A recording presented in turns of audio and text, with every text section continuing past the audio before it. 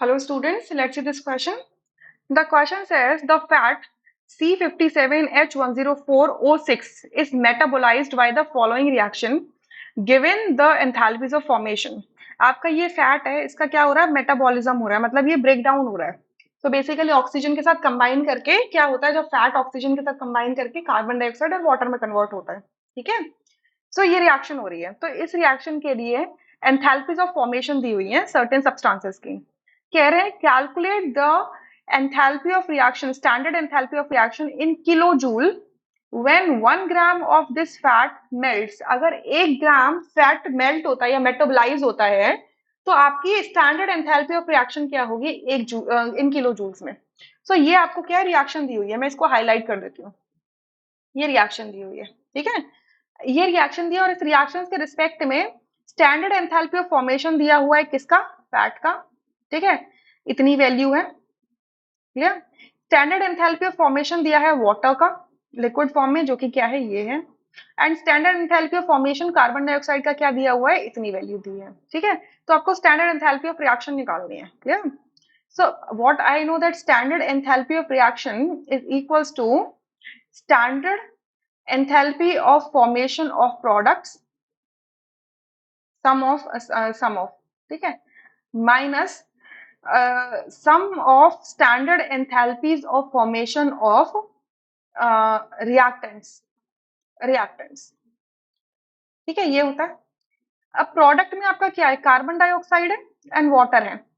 Carbon dioxide, अब जो carbon dioxide को अगर आप देखोगे तो कार्बन डाइऑक्साइड की स्टैंडर्ड एंथैल्पी ऑफ फॉर्मेशन कितनी है, ये वैल्यू दी है फॉर 1 मोल, फॉर पर मोल, 1 मोल के लिए दी है.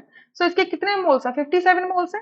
सो ये क्या हो जाएगा, 57 मल्टीप्लाई -3, इसको ऐसे लिखते हैं. ठीक है, ब्रैकेट्स लगा के लिखते हैं, आप समझते हैं ये ब्रैकेट का मतलब. तो ठीक है, मल्टीप्लाई होता है 57 मल्टीप्लाई -393.5.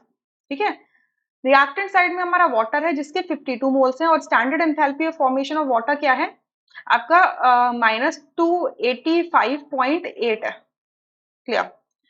अच्छा, ये पूरा प्रोडक्ट की एंथैल्पी ऑफ फॉर्मेशन का सम हो गया. अब माइनस करेंगे किससे, sum of the standard enthalpy of formation of reactant. अब रिएक्टेंट साइड में क्या है आपका, फैट है. फैट का स्टैंडर्ड एंथैल्पी ऑफ फॉर्मेशन कितना है, ये है, और इसका सिर्फ एक ही मोल यूज हो रहा है. तो ये कितना हो जाएगा, 1 मल्टीप्लाई -70870. ठीक है. अब देखो यहाँ ऑक्सीजन है, ऑक्सीजन अपने स्टैंडर्ड स्टेट में है, गैसियस स्टेट में, और O2 के फॉर्म में है. तो standard enthalpy of formation of oxygen in its gaseous state, standard state है ना ये क्या होता है, 0 होता है. ठीक है. ये बाय आईयूपैक के अकॉर्डिंग कि अगर कोई भी सब्सटेंस अपनी स्टैंडर्ड स्टेट में प्रेजेंट है तो उसकी enthalpy of formation, standard enthalpy of formation क्या होती है, 0 होती है. ठीक है. तो ये हो जाएगा 0. तो बेसिकली आपको क्या करना है, इसको सॉल्व करना है. ठीक है.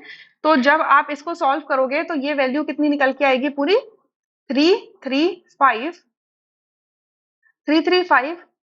94.5. ठीक है. इतनी निकल के आएगी, ये आएगी किलो जूल पर मोल. किलो जूल पर मोल. अब यहाँ पे एक नोटेबल थिंग क्या है कि जब आप फैट को मेटाबोलाइज कर रहे हो, बेसिकली फैट का क्या हो रहा है, कंबशन हो रहा है, ऑक्सीडेशन हो रहा है. तो इसके साथ में क्या होगी, हीट एनर्जी रिलीज होगी, यानी कि बेसिकली ये रिएक्शन कैसी होगी, एक्सोथर्मिक होगी. तो ओवरऑल यहाँ पे एक नेगेटिव का साइन लगाओ, बाहर बाहर की साइड एक नेगेटिव का साइन लगेगा. ठीक है. यहाँ पर एक और ब्रैकेट लगाओ और एक बाहर नेगेटिव का साइन लगाओ. ये नेगेटिव का साइन लगेगा, सॉरी एक मिनट यहाँ लगाते हैं. ये पूरा ब्रैकेट लगाया और इसके बाहर एक नेगेटिव का साइन लगा हुआ है. ठीक है. तो यानी कि ये वैल्यू किस में आएगी, नेगेटिव वैल्यू. क्लियर. अच्छा, हमसे पूछा है पर ग्राम, तो मैं मोल्स को ग्राम्स में कन्वर्ट कर सकती हूँ. Number of moles N is equals to क्या होता है, वेट अपॉन मोलर वेट होता है. सो अगर मुझे क्या करना है, नंबर ऑफ मोल्स को अगर मैं क्या कर दूं, मोलर वेट से मल्टीप्लाई कर दूं तो वो ग्राम वेट में कन्वर्ट हो जाता है. अब फैट का मोलर वेट कैलकुलेट कर सकते हो. फैट का जो मोलर वेट है, ये जो फैट है हमारा C57H104O6, इसका जो मोलर वेट निकल के आया है वो होता है 884 ग्राम पर मोल. ठीक है, इतना निकल के आया है. तो यानी कि नंबर ऑफ मोल्स, हमें नंबर ऑफ मोल्स कितने, 1 मोल दे रखा है ना, यहाँ पे स्टैंडर्ड रिएक्शन पे देखो 1 मोल दे रखा है. सो 1 मल्टीप्लाई क्या कर देंगे, 884 कर देंगे, तो ये कितना हो जाएगा, इतना ग्राम्स हो जाएगा. ठीक है, ये इतना ग्राम्स हो जाएगा। मतलब मैं 1 मोल की जगह क्या लिख सकती हूँ, इतने ग्राम्स लिख सकती हूँ, -33594.94.5 किलो जूल, सॉरी केजी लिख दिया है, किलो जूल करो, ये केजी लिख दिया है गलती से, ये किलो जूल है क्योंकि सारी वैल्यूज किलो जूल में ही थी, ठीक है। किलो जूल, आ, ये पर मोल था तो मैं पर मोल की जगह क्या लिख सकती हूँ, 884 ग्राम लिख सकती हूँ। लेकिन मुझसे क्या पूछा है, सिर्फ 1 ग्राम का पूछा हुआ है, तो मैं क्या करूँ, इसको सॉल्व कर दूं, इसको सॉल्व करूंगी मतलब न्यूमरेटर को डिनोमिनेटर से क्या करूं, डिवाइड कर दूं। तो ये कितना आ जाएगा, -38.00 किलो जूल आएगा फॉर 1 ग्राम, फॉर 1 ग्राम, हमसे यही पूछा गया है। क्लियर। तो अगर आप इसका ऑप्शन देखोगे तो इसका कौन सा ऑप्शन आपको करेक्ट नजर आता है। अब देखो 38 इस कैलकुलेट करके यही वैल्यू आ रही है, तो इस वैल्यू को अगर मैं राउंड ऑफ कर दूं तो ये राउंड ऑफ करके -38.00 दे देगी। यस, तो यानी कि फर्स्ट ऑप्शन करेक्ट है, rest option are incorrect. I hope you understood this question. Thank you.